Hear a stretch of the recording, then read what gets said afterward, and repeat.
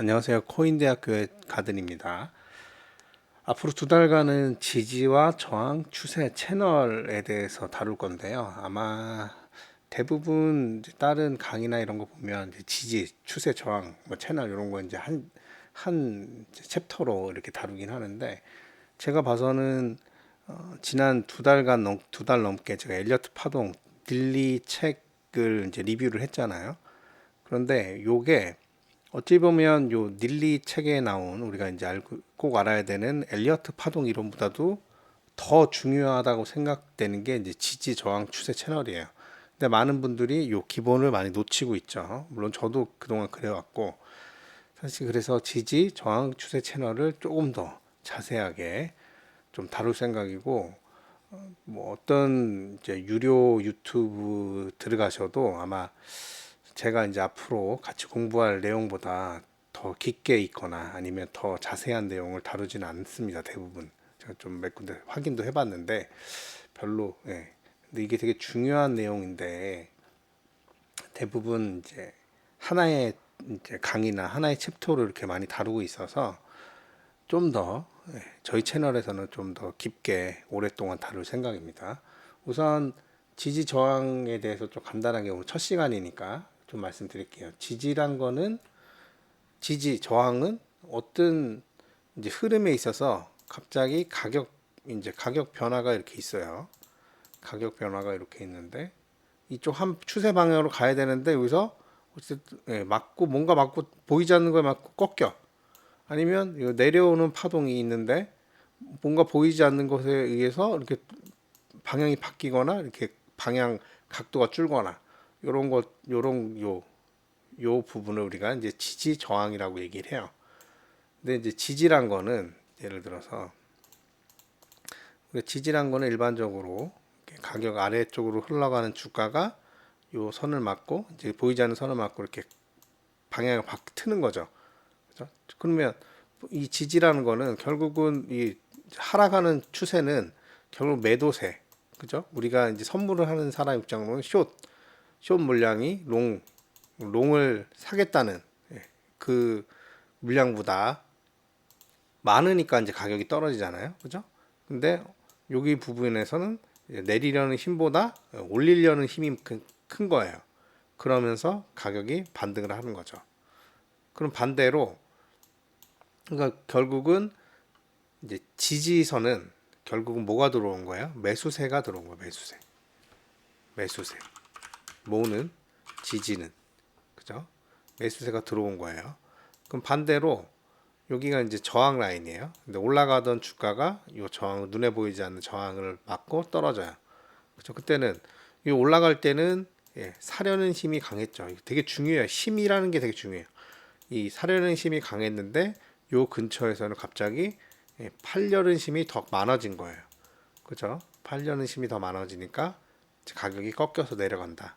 그럼 결국은 이 지지 라인에서는 이렇게 매수세가 커지는 거고, 그죠? 저항 라인에서는 매도세가 더 커지는 거다. 이렇게 이제 우리가 이해하면 되겠습니다.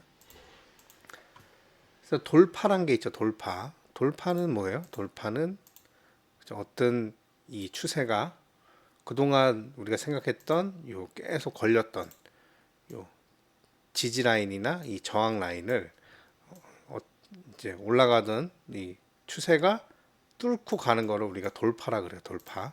돌파는 우리가 영어로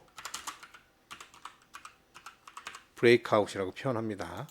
근데 이 돌파 힘, 우리가 돌파 힘을 좀 봐야 되고, 또 반대로 예를 들어서 이제 하락하던 주가가 그죠? 그동안 여기 맞았어. 그리고 반등을 했어요. 그러면 그 뭐고 지지 라인 역할을 했던 거잖아요. 그죠? 그런데 어느 이렇게 몇 번 지지를 하다가 이렇게 밑으로 터져요. 거래량이 터지면서.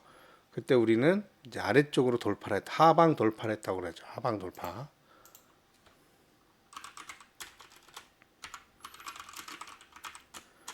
그죠? 이런 걸 우리가 이제 용어는 좀 아셔야 되고 결국은 우리가 매매를 하는데 가장 중요한 것은 지난 두 달 동안 했던 엘리어트 파동 이론도 이제 기본적으로 아는 거 되게 중요하고, 그런데 그것 이상으로 우리가 알아야 되는 거는 이제 지지, 저항, 그 다음에 돌파. 그런데 요 지지, 저항, 돌파에 어느 정도 힘이 있냐? 이 지지 라인이 강력하게 지지를 할 것인가? 아니면 좀 의미 있는 지지 라인인가? 아니면 이건 톡 건드리면 어, 깨질 것 같은 지지 라인인가? 이런 것들을 우리가 계속 훈련을 통해서 이건 강력한 지지선이다. 한 번 더 받아볼 만 하겠다. 아니면 여기는 강력한 저항 라인이니까 여기 못 뚫겠다. 한번 밑에서 다시 잡아야겠다. 이런 판단을 할 수 있는 능력을 기르는 게 이제 결국 우리가 트레이딩에서 이제 초보에서 고수, 중수로 넘어가는 단계에 있는 거죠.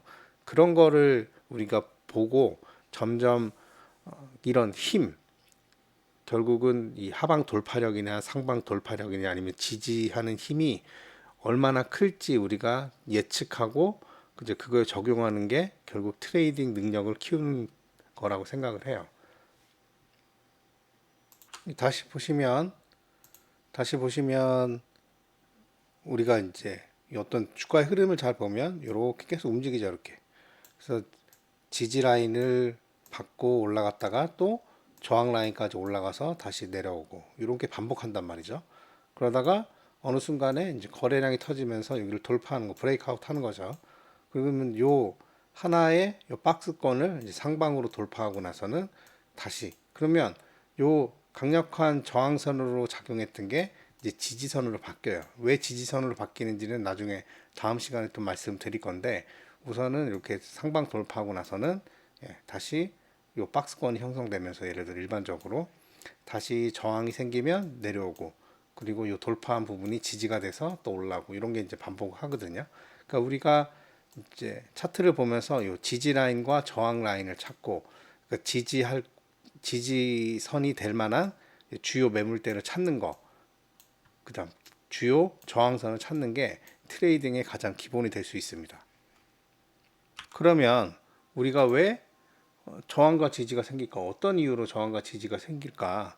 그거에 대해서 좀 궁금한데요. 그럼 결국은 저항과 지지가 생기는 것은 돈 때문이에요. 돈 때문에. 왜 생기냐? 돈 때문에, 돈 벌려고 생기는 거예요. 누가? 세력이든 개미들이든 돈 벌려는 요 생각 때문에 결국은 뭐가 생긴다? 저항과 지지가 생긴다. 때문에 저항과 지지가 발생한다. 요거에 대한 이제 내용을 설명드릴 거예요. 그러니까 예를 들어서 선물 시장에서 각 선물 시장에 세력이 있어. 세력이 이제 숏 세력이야. 숏. 지금 숏 세력이 우세하고 있죠. 지금 숏 세력이 발음이 좀 어렵네. 숏 세력이 있어요. 그럼 얘는 가격이 이렇게 올라오면, 자기 숏의 평단가는 여기인데 가격이 여기 올라오면 얘는 손해겠죠. 그러니까 여기를 못 올라오게 막는다고요. 그 롱 세력 입장에는 어떤 지지 라인이 있는데 얘네 평단가가 여기야. 그러면 이 평단가를 깨려고 하겠어요? 평단가를 왜 살짝, 세력들은 돈이 많으니까 평단가를 쭉 일부러 자기 여기가 있는데 평단가를 일부러 낮출 수도 있다. 이제 물론 그럴 가능성도 있는데 생각보다 그러지 않는다. 왜? 한번 요 지지 라인을 이탈하면 이 개미뿐만 아니고 다른, 예를 들어 세력의 종류 여러 명이 있을 거 아니에요. 어떤 종목에 한 세력만 있을 수 있는 거 아니고 여러 세력이 있을 수도 있잖아요. 그럼 한번 이런 지지 라인을 이탈하면 여기서 매도세가, 이 개미들 매도세가 막 나올 수도 있기 때문에 일부러 웬만해서 잘 안 내리려고 합니다. 일부러 예를 들어 매집을 위해서 내리는 세력도 있겠죠. 그런데 요거를 꼭 지켜야 되는 세력은 지금 요걸 뚫리면 이 매도세를 자기네 자금력이 받쳐주질 않아. 요걸 다 쓸어 담을 자금력이 없어요. 그러니까 여기서 가장 지키려고 하는 세력들도 있을 거란 말이에요. 무슨 말인지 알겠죠? 돈 벌려고 하는 거야. 왜? 세력 입장에서는 여기 뚫리면 자기 쇼권게 물리니까. 아니면 지워서 할게요.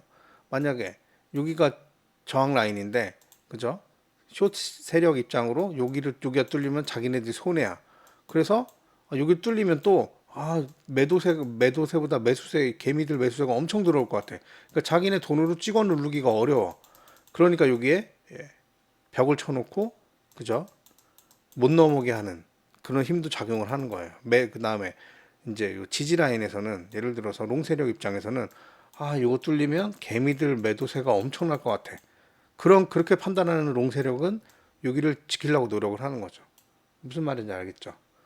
예. 그리고 개미들 입장에서도 또 예를 들어서 그 개미들 입장은 지금 제가 또 설명드릴게요. 좀 이따가. 근데 이제 우리가 알아야 될 용어가 있어요. 알아야 될 지지 저항에서 꼭 알아야 될 이제 용어가 있는데 이게 숏 커버링입니다. 숏 커버링. 이 용어는 좀 알고 있어야 된다. 알고 있어야 된다. 이게 숏 커버링이 뭐냐면 여러분 그러니까 우리가 선물 시장에서만 이제 공매도 이렇게 얘기하는 게 아니고 우리 일반 주식 시장에서도 원래 공매도가 있어요. 그죠? 공매도가. 제가 공매도를 해본 적은 없는데 공매도에 이제 의미가 있죠. 공매도는 뭐예요? 어떤 사람이 주식이 떨어질 것 같다고 판단을 해. 그러면 이거 떨어질 것 같은데 여기서 이득을 보고 싶어. 그래서 뭐냐 A라는 애한테 얘가 이제 주식을 10개 갖고 있는데 이 10개 주식을 얘한테 빌리는 거예요. 빌려서 자기는 주식이 없었는데 주식을 갖고 있는 애한테 빌려서 여기서 매도를 때리는 거죠. 왜? 떨어질 것 같으니까 앞으로 주가가 1,000원 하던 게 100원이 될 것 같으니까 자기는 여기서 1,000원짜리 얘한테 이거를 주식을 10개를 빌리는 거예요. 그래서 1,000원에 팔아요. 팔어. 그럼 가격이 떨어지잖아요. 그러면 어떻게 하겠어요? 얘한테 주식을 10개 갚아야겠죠. 그죠? 그럼 어떻게 해야 돼? 우선 얘한테 예를 들어서 다시 설명드리면 A라는 애가 있는데 얘는 주식이 없어요. 근데 B라는 애가 10개를 가지고 있단 말이에요. 근데 지금 가격이 1,000원이야. 그럼 얘한테 10개를 빌려서 10개를 빌려서 여기서 1,000원에 파는 거예요. 그죠? 10개를 팔았어. 그럼 얘는 10,000원이 생겼겠네요. A는. 그죠? 그죠? 그리고 왜냐면 A는 이게 가격이 100원이 될 거랄 걸 알았어요. 100원이. 그리고 어찌됐든 B는 근데 뭐 지금 주식을 막 팔 생각이 없어, 당장. 그리고 이제 그러면 A는 여기서 10개를 1,000원에 판 다음에 바닥에서 이제 100원에 10개를 잡아. 그러면 1,000원밖에 안 들죠. 1,000원 들여서 다시 10개를 사갖고 얘한테 갚아주면 되죠. 주식 개수는 B 10개 갖고 있는 거 다시 B가 10개 갖고 있던 만큼 여기 바닥에서 주식을 다시 사서 주는 거예요. 그죠? 무슨 말인지 알겠죠? 그러면 얘는 얼마 이득? 9,000원의 이득이 남잖아요. 이런 게 이제 공매도인데 이제 선물 시장에서뿐만 아니고 이제 예를 들어서 우리가 공매도라고 하는 거는 주식 시장에서도 가능해요. 그래서 이제 숏 커버링이라고 하는 거는 일반적으로 뭐냐? 요 빌린 사람이 여기서 이제 매도를 한 다음에 요 빌린 사람한테 그죠? 꺼준 사람한테 주식을 다시 사줘야 돼요. 그만큼 개수를 그죠? 그래서 이 개수를 다시 사주는 이 과정을 커버링이라고 해요. 그러니까 주식을 공매도한 거를 다시 그죠? 환매해서 다시 얘한테 갚을 때 주식을 다시 사는 거를 우리가 일반적으로 숏 커버링이라고 해요. 그러니까 큰 의미가 그거다. 다시 숏 커버링은 숏 커버링이 뭐냐? 주식 시장에서 빌려서 팔았던 주식을 되갚기 위해서 다시 빌린 사람이 다시 사는 환매수 이거를 이제 커버링이라 그래요. 이거를 숏 커버링이라 한다. 그런데 생각해 보세요. 그러면 여기서는 요 색깔을 바꿔서 해볼까요? 여기 색깔을 바꿔서 요거를 색깔을 바꿔볼게요. 이제 여기를 색깔을 빨간색으로 해볼게요. 여기서는 얘가 팔았지만 그죠? 팔았어요. 가격이 팔으니까 떨어지겠죠. 그죠? 그런데 요 A라는 애는 10개를 갚아야 되잖아요. 누구한테? B한테. 그죠? B한테 10개를 갚아야 되니까 여기서 어찌됐든 여기 이 가격 근처에서는 10개를 사줘야 돼. 그러면 어떻게 돼? 매수세가 생기겠죠. 그죠? 보통은 우리가 숏커버링은 다시 사는 것 전체를 우리가 숏커버링을 하는데 이 숏커버링이 일어날 때는 무슨 일이 생겨요? 매수세가 들어오는 거잖아. 어찌됐든 밑에서. 그죠? 그래서 가격 상승 움직임이 생겨요. 그래서 숏커버링이 생기면 가격이 상승한다. 이런 말이 이제 그 의미예요. 그러면 이제 정리해 볼게요. 그러면 여기 보면 이 위치를 볼게요. 요 어떤 지지 라인이 있어요. 우리가 눈에 보이지 않는 가상의 지지 라인이 있는데 가격 이제 비트코인 가격이 이런 식으로 바닥을 찍고 이렇게 움직였어요. 그럼 요때 어떤 일이 생기는지 볼게요. 첫 번째 이제 여기 C 부분에 왔어요. C 부분에. 그러면 개미들이 지켜보는 개미들이 가격이 떨어졌다가 여기서 반등을 했네. 그죠? 반등을 했네. 근데 그도 여기 못 샀어. 근데 여기 좀 다시 또 이 가격이 왔네. 그러면 다시 오를 거라고 기대해 갖고 첫 번째 다시 오를 거라고 기대하고 했던 개미들이 있겠죠. 그럼 여기서 뭐 해야겠어요? 매수를 하겠죠. 매수. 그죠? 두 번째 이 롱 세력이 있어요. 근데 롱 세력의 평단가가 여기야. 그러니까 롱 세력 입장에서 여기 깨지면 개미들 틈에 나오고 자기네들이 이거를 받쳐서 다시 올릴 만한 자금이 없어요. 그러니까 좀 세력이 좀 작은 애들이야.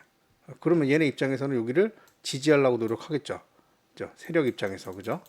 그다음 세 번째는 요때 이제 쫙 떨어지니까 여기서 요 라인 깨지면 숏이야. 여기서 엄청 떨어질 거라 생각했던 이제 개미가 있어요.